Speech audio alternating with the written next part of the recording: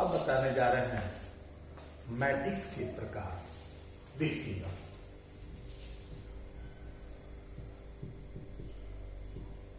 आव्यूह के प्रकार, यही है हम लोग का टॉपिक, आव्यूह के प्रकार। ठीक है, इसका पहला है वर्ग आव्यूह, स्क्वायर मैट्रिक्स। वर्ग आव्यूह वह आव्यूह है जिनमें पंक्ति और स्तंभों की संख्या समान हो। पंक्ति को m मानते हैं और स्तंभ को n मानते हैं, तो यह हो जाएगा m बराबर n। m बराबर n। एग्जाम्पल में है a बराबर 2 4 6 8 9 3 2 1 5। इसको हम रो कहते हैं और इसको हम कलम कहते हैं। तो R1 R2 R3 C1 C2 C3, तो 3/3 ऑर्डर का है। इसको हम कहेंगे यह वर्ग आव्यूह है। जैसे यहां पर हम b बराबर 2 4 6 8, तो हम इसको भी कहेंगे कि 2 रो है और 2 कलम है, तो 2/2 ऑर्डर का है। यह वर्ग आव्यूह है क्योंकि पंक्ति और स्तंभ दोनों की संख्या आपस में बराबर है। इसे हम कहते हैं वर्ग आव्यूह। अब है आगे है इसमें क्षैतिज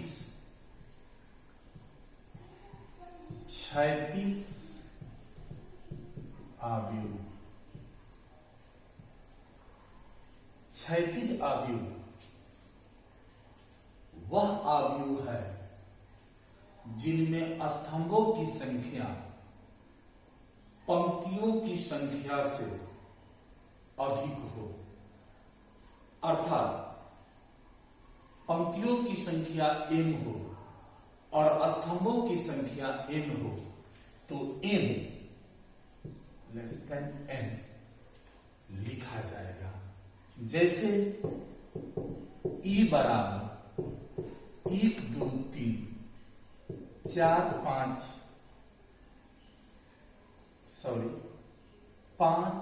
7 6। तो इसमें कितने हैं? तो 2 पंक्ति है और 3 क्या है? स्तंभ है। तो यह 2/3 ऑर्डर का मैट्रिक्स है। इसमें स्तंभों की संख्या अधिक है, अतः यह क्षैतिज आव्यूह है। उदग्र आव्यूह। उदग्र आव्यूह में है वह मैट्रिक्स जिनमें पंक्तियों की संख्या स्तंभों की संख्या से अधिक हो, यानी पंक्ति की संख्या ज्यादा होगा स्तंभ की संख्या से। जैसे में a बराबर 1 2 5 7 3 4, या R1 R2 R3 और C1 C2, तो यह 3/2 ऑर्डर का मैट्रिक्स है। तो 3/2 ऑर्डर का मैट्रिक्स है, तो इसमें पंक्तियों की संख्या ज्यादा है, अतः यह उदग्र आव्यूह है। इसके बाद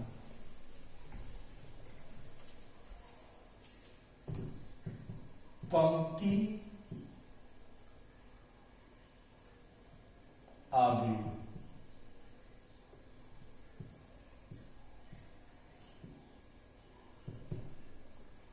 वह आव्यूह जिनमें केवल एक पंक्ति हो, जैसे ए बराबर 1 2 3 4, इसको कहते हैं पंक्ति अवयव।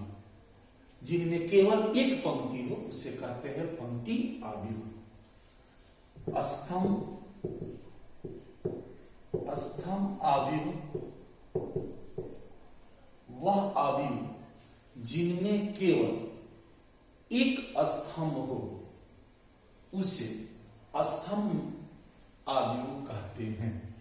जैसे 1 2 3, इसको कहते हैं स्तंभ अवयव।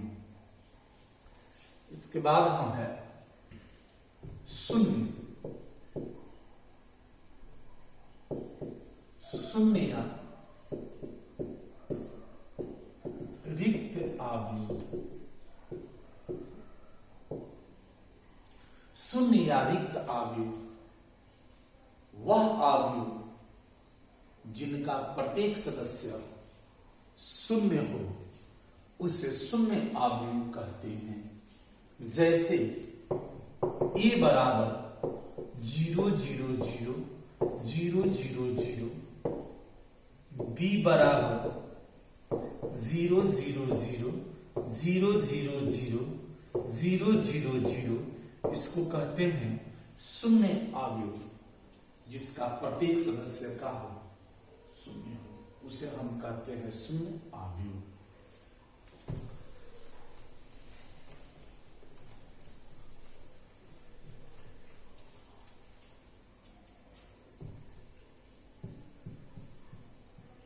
अवयव के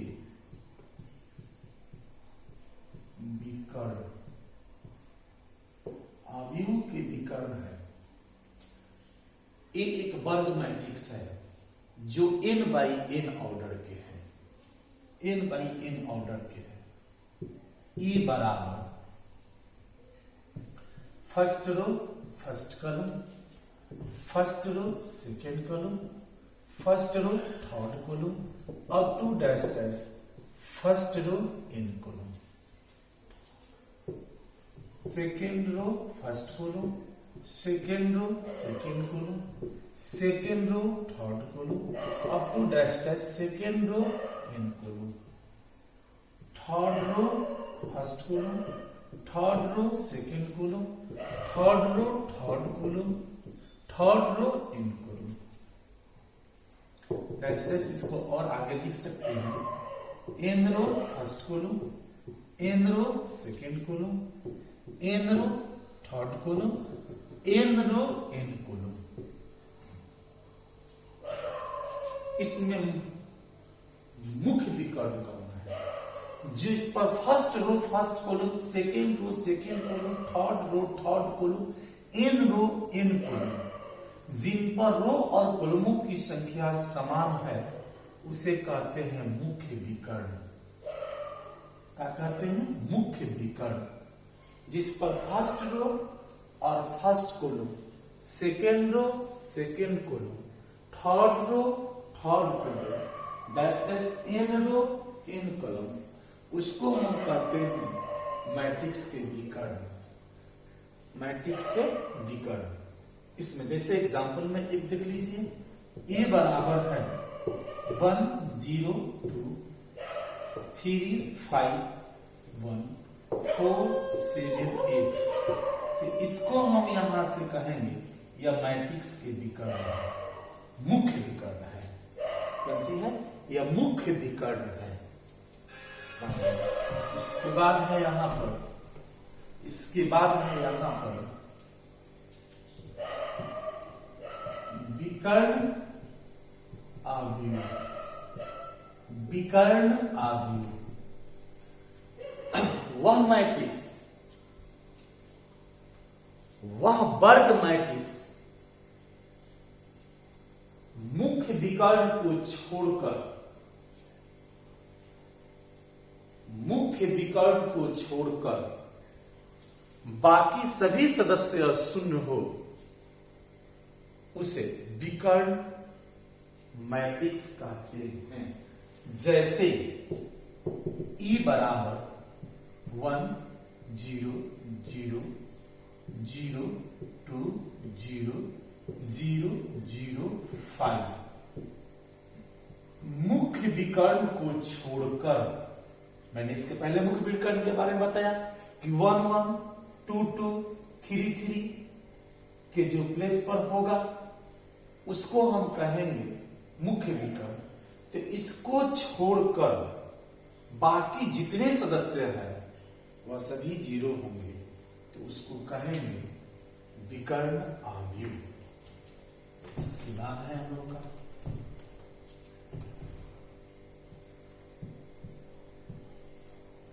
और दिस आव्यूह, वह वर्ग आव्यूह जिसका मुख्य विकर्ण समान हो और मुख्य विकर्ण को छोड़कर सभी सदस्य शून्य हो, उसे अदिश आव्यूह कहते हैं। जैसे 2 0 0 0 2 0 0 0 2, यह मुख्य विकर्ण इसका समान हो और मुख्य विकर्ण को छोड़कर बाकी सभी सदस्य शून्य हो, उसे अदिश आव्यूह कहते हैं। इसके बाद है इकाई आव्यूह। इकाई आव्यूह वह वर्ग आव्यूह जिसका मुख्य विकर्ण एक हो, जिसका मुख्य विकर्ण एक हो और मुख्य विकर्ण को छोड़कर बाकी सभी सदस्य शून्य हो, उसे इकाई आव्यूह कहते हैं। यदि वह n कोटि का आव्यूह है तो in द्वारा सूचित किया जाता है। यदि वह 2 कोटि का आव्यूह है तो i2 द्वारा सूचित किया जाता है। यदि वह 3 कोटि का आव्यूह है तो i3 द्वारा सूचित किया जाता है। जैसे e बराबर हमारा है 1 0 0 1, इसको हम कहते हैं मुख्य विकर्ण, हम इसको i2 कहते हैं। b बराबर है 1 0 0 0 1 0 0 0 1, इसका मुख्य विकर्ण कुछ 1 है, बाकी सभी सदस्य 0 है, इसको इकाई आव्यूह कहेंगे। और इसका 3/3 क्या है, इसको i3 लिखा जाता है।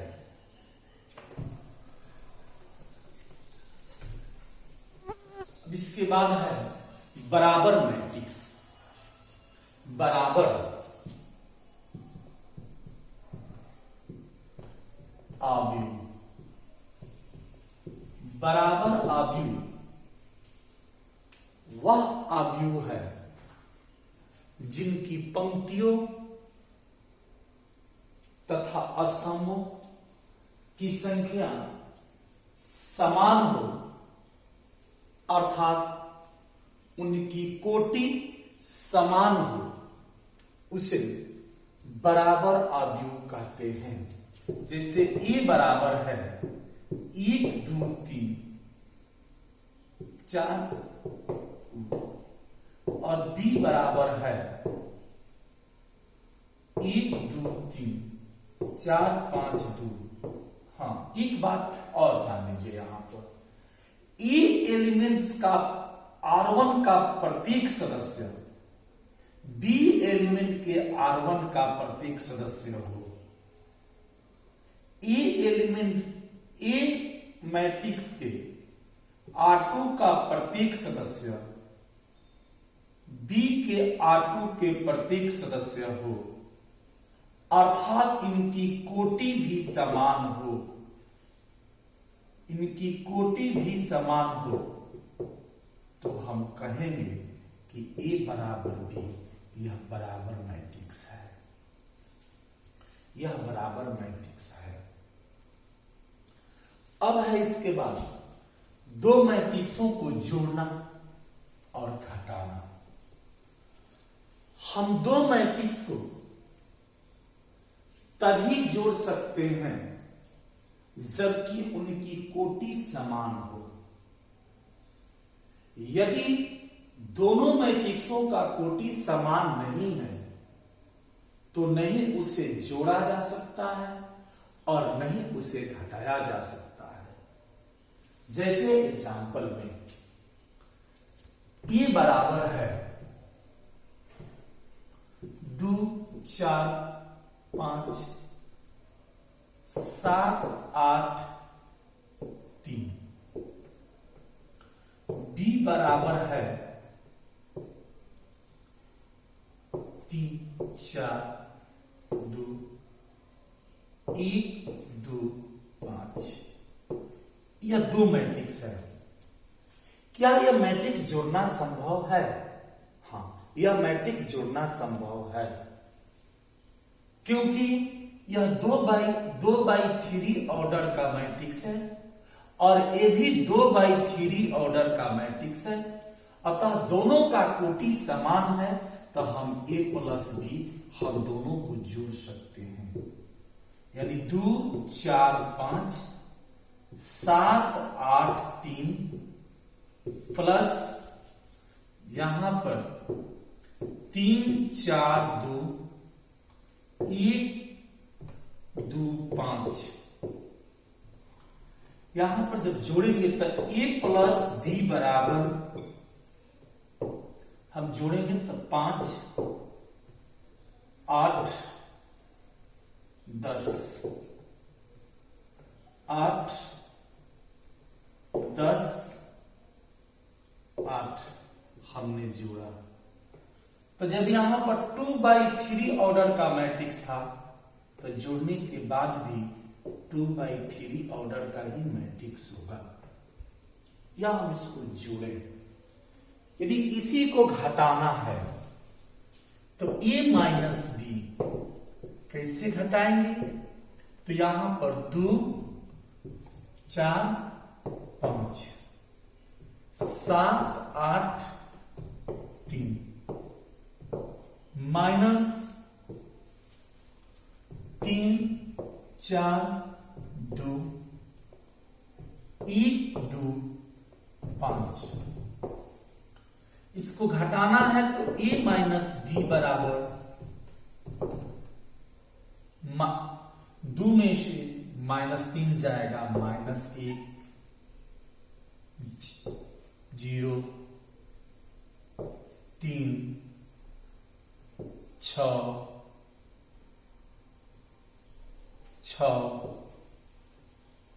-2। ये भी 2 बाई 3 ऑर्डर का मैट्रिक्स हुआ। तो दो मैट्रिक्सों को तभी जोड़ सकते हैं जबकि दोनों का कोटि समान हो। तो कैसे जोड़ा जाएगा? दो मैट्रिक्सों को तभी घटा सकते हैं जबकि दोनों का कोटि समान हो। यह हमने सिखाया जोड़ना और घटाना।